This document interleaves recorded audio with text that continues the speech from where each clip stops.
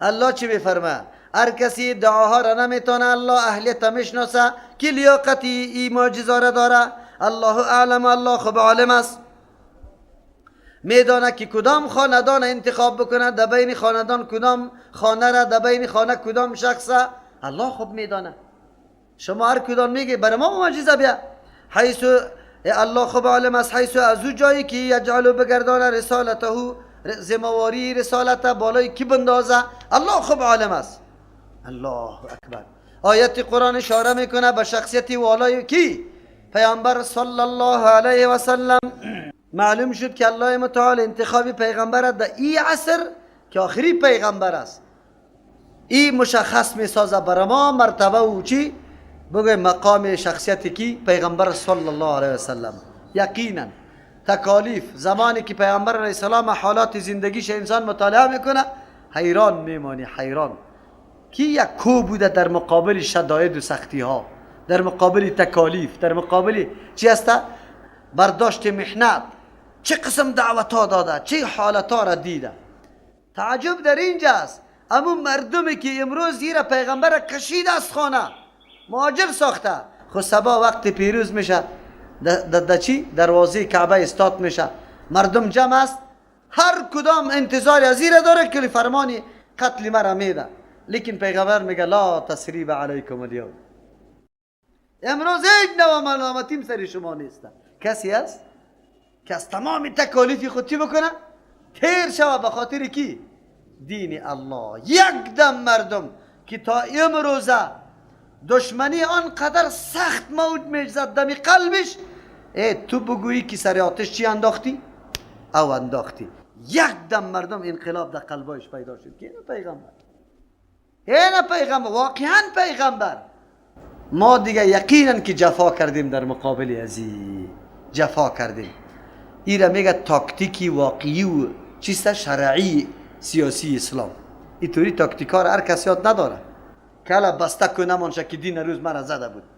نه نه نه، اما مردمی که در خانه پنهان کرده بود خدا قصد داشتن که حالی فرار بکنه، جبهه را در بیرون باز برای پیغمبر باز کنه. یک نفر دیگه بیرون نرفت، یک نفر. از خانه ها که پنهان بودن کلگی سرازیر شدن، آمدن فهمیدن حقیقتا.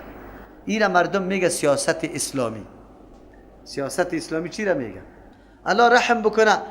واقعا که نظم و نظام دین در کردن این عمل هر کس نیست. الله که کسی را انتخاب کرده لیاقتش داره، اما لیاقتش داره.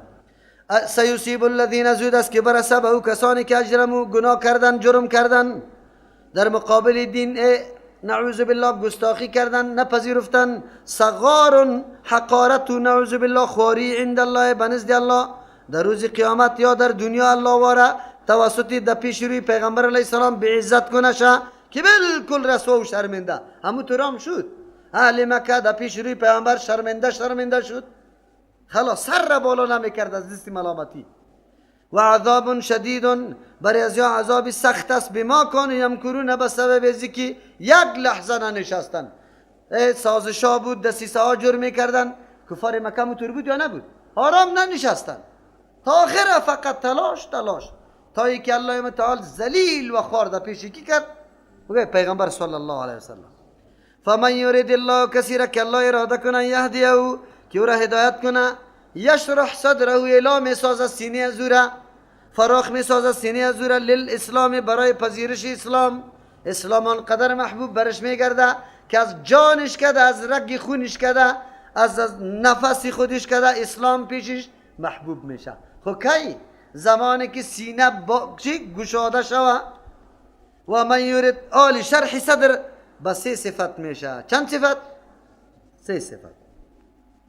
فهم توحید و سنت، اول قدم بگذار، رای یکتاپرستی الله را، دین یکتاپرستی الله را خوب بدانی، مطالعه بکنی، بررسی بکنی. بعد از او اهمیت سنت رسول الله صلی الله علیه و سلم ای را هم بدانی، اول گام است. بعد از او تمام شبهات و شکوکاتی که در مورد توحید و سنت برات پیدا شده ای را دور بنداز توسط روشنی قرآن و حدیث. ای را که دور انداختی، آل دیگه تکالیف دین مکمل سر داستان است. تو که شکوکات دور گرفتی، رای حق در پیش گرفتی، آرام نمیمانی. که آرام نمیمانی، هر تکلیف که سرت میاد هیچ پروایش نداری. هیچ دینمی مرحله که رسیدی، واقعا که سینت برای اسلام چی شده؟ گشاده شده، باز شده. آلی دیگه الله سینت طوری میگردانه که علوم و حکمت ها پر میشه، پر یک دم پر میشه. سخن که میگی سخن بی مورد نیست، بی هدف نیست، بی فایده و بی مصلحت نیست. از او خاطر اول مرحله ما نیاز به فراگیری کی چی داریم؟ قرآن و حدیث. و چی داریم؟ قرآن و حدیث. تا که این فرا نگرفتیم شکوکاتی ما زائل نمیشه. شکوک که زائل شد آماده به قربانی استیم. باز قرآن ما را آرام نمیمانه که ما آرام بشیریم. میگن نه، این عقیده را باید به دیگه کس برسانیم، به هر نحوی که باشه، به هر طریقی که باشه. الله توفیق نصیب ما و شما بکنه. و من یورد ان یضله، کسی را که الله اراده کنه که گمراه بسازه، یجعل صدره، میگردانه سینه‌ش ضیقا، تنگ شونده، حرجا بسیار بغصه، یا خیلی تنگ که انما یصعد فی السماء، تو گویی که بالا میرود در آسمان.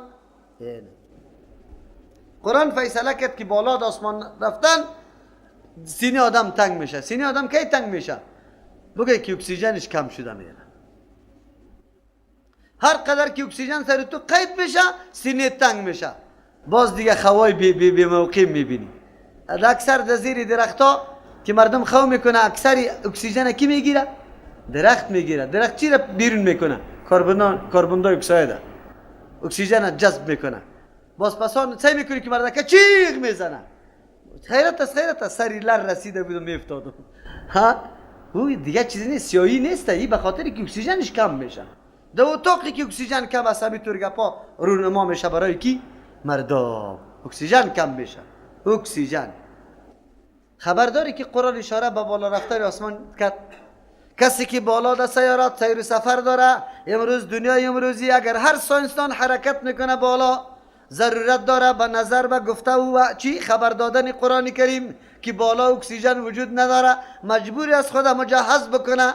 هر قدر روزایی که انتخاب کرده به مو مقدار اکسیژن حقیقت خود چی کنه؟ ببره. پدرش رفته نمیتونه بدون اکسیژن. این خبری غیبی چی بود؟ قرآن ساینس تایید میکنه. قرآن ساینس تایید میکنه. قرآن کلی مسائل بیان کرده به شرطی که انسان دقیق شود. امروز در سیاره میره توسط کدام قوت میره خبر داری؟ این کوره را یا داغ میکنه مواد کیمیایی را، بعد از او ماهواره خود در سرگلوله راکت جور میکنه، توسط از او فشار میده که بالا بره. از کجا معلوم کرده؟ یا معشر الجن والانس ان استطعتم ان تنفذوا من اقطار السماوات والارض فانفذوا لا تنفذون الا بسلطان. قوتی قوی که نباشه، این قوه جاذبه زمین میده کده نمیتونه که برای قوت باشه که این قوه را میده کنه. از قرآن گرفته این گپه، از کتاب الله گرفته. خو کافر گرفته، مسلمان نه. مسلمانی را کتاب پوشا جور کرده، مردا جور کرده، ثوابا جور کرده، در تاقا پیچانده شه. یک روز اینه نشسته که قرآن چی میگه، چی پیام داره، چی برنامه داره، من زندگی خودت چه قسم تنظیم کنم، ازدواج میکنم قرآن چی مشوره برام میده، دکان جور میکنم قرآن چی مشوره میده، من صرافی را باز میکنم قرآن چی مشوره برام میده. نه نه نه نه نه، دیگه پا باز قطعی قرآن سر و کاره نداریم. کتابی چی هست؟ ثواب. مخب شیخی ما چی معنایی، چی مطلب، این چی مقصدش هست؟ احترام قرآن به این گپ شده؟ نه، احترام قرآن به ایسته که باز کنی مطلبش بداری، آلی سرش عمل بکنی که در وجودی تو تزکیه پیدا شود، عقیده درست صفا، عمل درست، اخلاقت بالکل پسندیده شود توسط کی؟ قرآن کریم. از او خاطر شکری الله متعالی میکشیم ما و شما که با قرآن رابطه داریم. گپ خیلی نیست. قرآن کلی مسائل چی میکنه؟ یک توجه. دوم توجه، ابن قیم رحمه الله میگه بله مثل که کسی در آسمان بالا شدن نمیتونه، شنیدن کلمه توحید و آواز توحید و مردمایی که در قلب خود شرک داره قطعا تحمل کرده نمیتونه. زمان تو که گپی توحید شروع کنی یک دم شروع میشه. نمیشه. چی رو نمیشه؟ سینهش تنگ میشه انفجار میکنه. توحیده. او موحد که گپای توحید بیان میشه چی میشه؟ یک چیز تا بلست کلان شده میره. خوش میباشه که پرسان در کدام جایی که گپی توحید شروع میباشه. اما این مشرکین این مبتدعین که جای گپی توحید شروع میشه عرق سرش پایین میشه، مجلس ترک میکنه. خب نشسته نمیتونه. قرآن کریم میگه و من یورد کسی را که الله اراده کرده یجعله که بگردانه ایو دله که گمراه بسازشه از نوری توحید برش الله استفاده نکنه. چرا که خودش استفاده نکرده.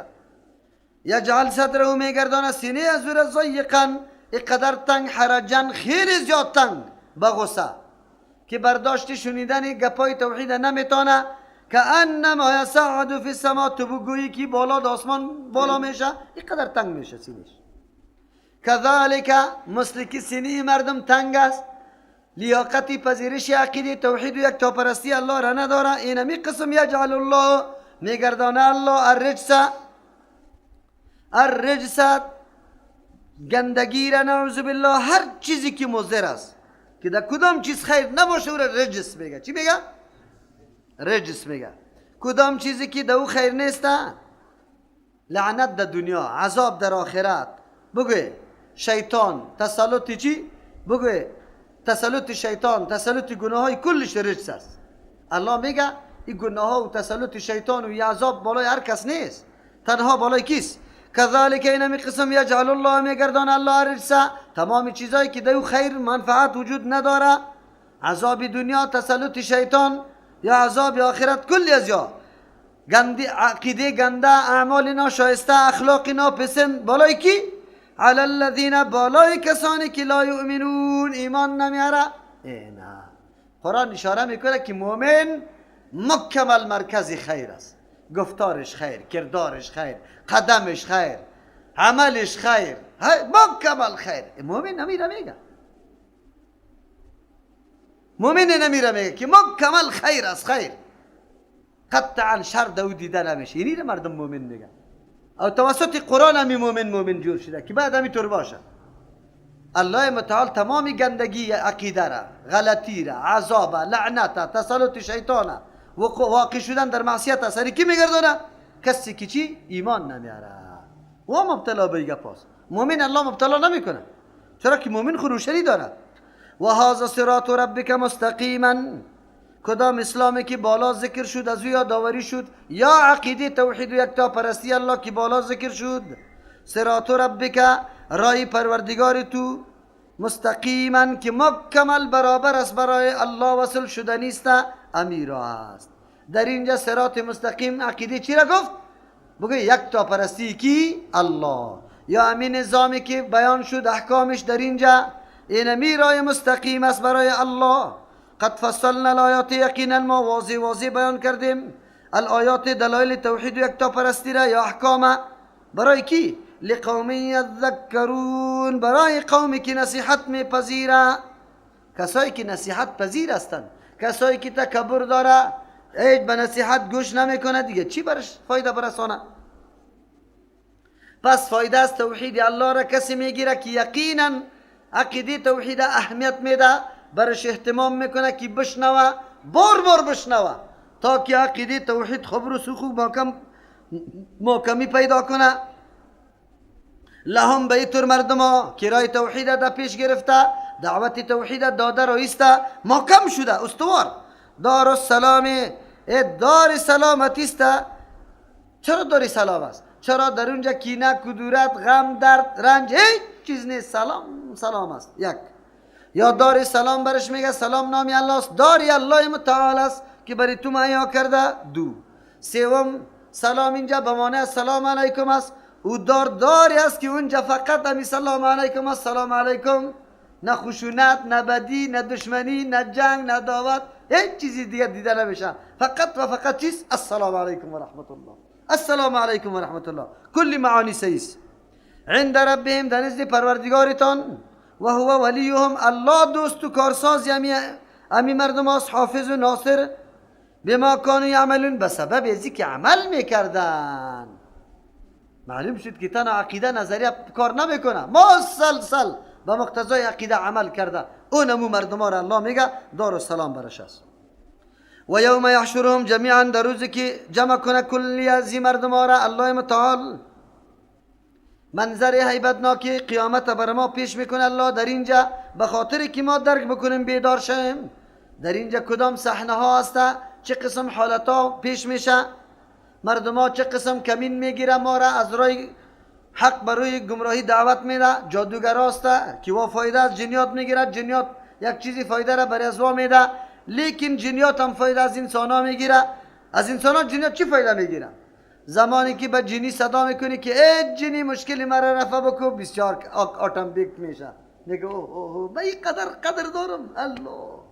بعد از او عمل اگه که خدا شاگردای خدا امر میکنه این مردکر حتما کدام کارایش که میشه پوره کنیشه.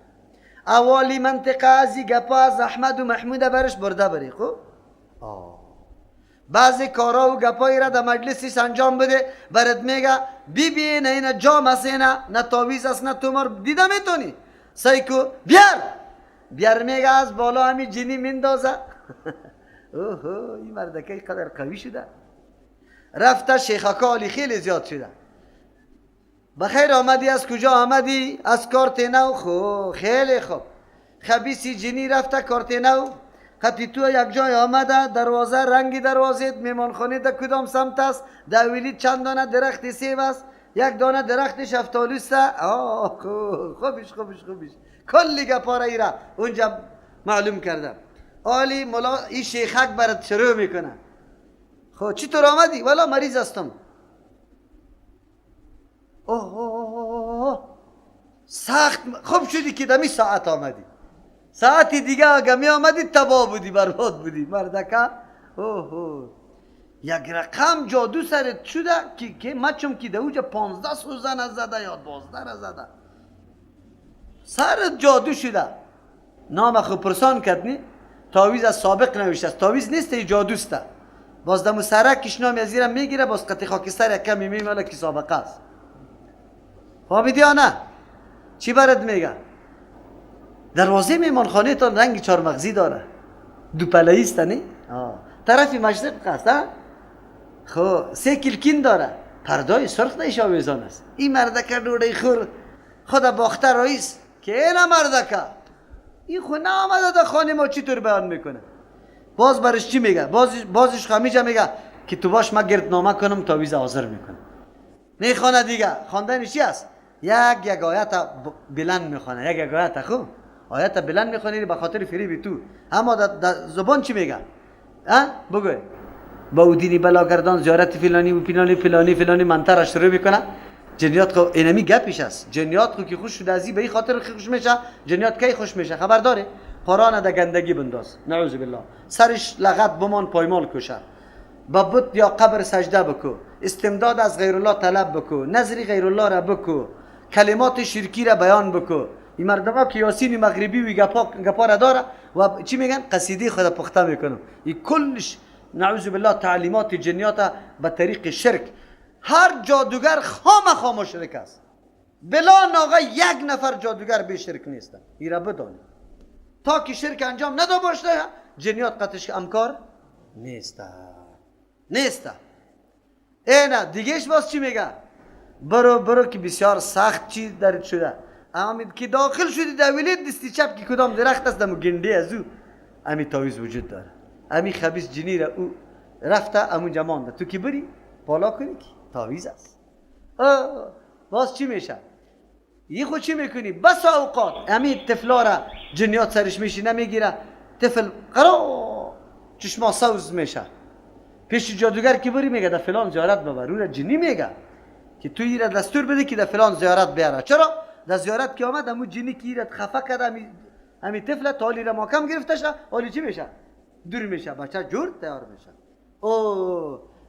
پدر آمد پس دیگه چی میگه؟ زن پشتی گپ نگرد، زیارتی را گیر کردم که بچه ما جور شده. زن چی میگه؟ چی حالی برش نظر میبری؟ گوسفنده که نبر اونجا ذبح نکنم نمیشه. گوسفنده کش کرده در اونجا غش جلال میکنه. ایرا چی میگه؟ پشت خماما ذبح علن نصبه که ذبح سری نصب میشه. انواع نعوذ بالله حیله ها را یا میکنه.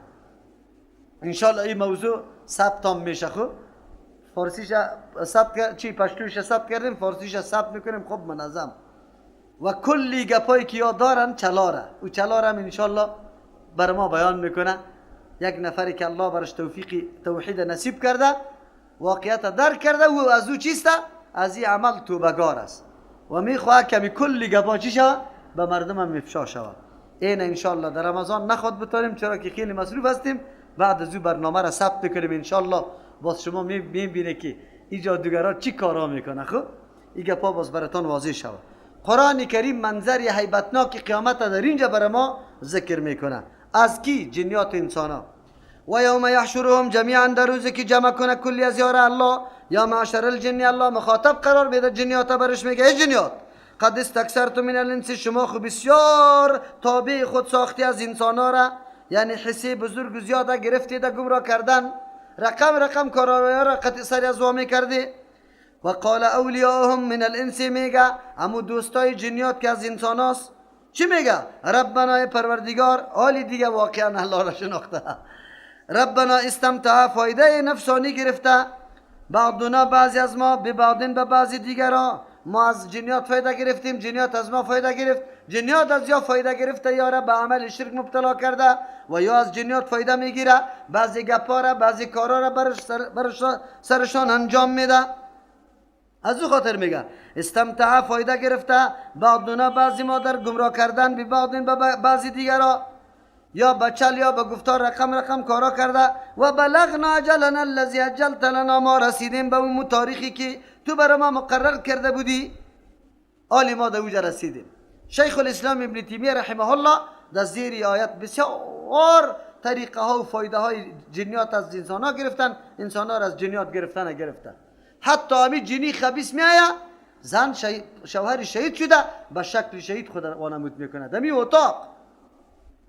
اتاق مردمی که نمیفهمه یک روز دو روز آخر می قتش زنا میکنن نفر دیگر، نعوذ بالله، تا این اندازه را کارا را میکنه این جنیات. قال النار مسواکم، الله میگه آتش جای باشیتان است، خالدین فیها، همیشه در این نمیجه، یعنی هیچ نوع تدبیر برای برآمدن وجود نداره که دیگه طرف شوی، الا ما شاء الله، مگر آن چیزی را که الله خواسته باشه، یعنی از یک نوع عذاب به نوع عذاب دیگه شما را انتقال میده، الله او را انتقال میده، اینطور نیست دیگه یه بدی جایتان است. ان ربک حکیم علیم، یقینا پروردگار تو حکیم است، هیچ کارش به حکمت نبود اینجا که موقع به جنیات قدر داده. چرا جنیات قدر موقع داده؟ که در یک لحظه عین از ولایت دیگر رسیده بتانه. در ایام حکمتای الله امتحان میکنه بندگان خدا که چطور است. علیم میداند تمام کارا را، مصلحت‌ها را الله میداند، کلش به مصلحت نیست. و کذالک نولی بعض الظالمین، این عقبه ششم است. عقبه ششم میفهمه اینجا در اینجا آلی چی میشه؟ مردم ها آلی نمیشه دیگه، پیش حاکم میره، پاچا شیطانی تا میکنه. چی رقم شیطانی تا میکنه؟ نمیگه که ترجمه قرآن میکنه، میگه مردکه پیدا شده گمان میکنم یک تنظیم سیاسی دلی سیاسی جور میکنه، لیکن خیلی خطرناک است، سبا خطری بزرگ متوجه توسته، فکری تا بگیری اوی پاچا بیچاره آلی خو مازی که دروازه سخت بره دست شو خیز میزنه.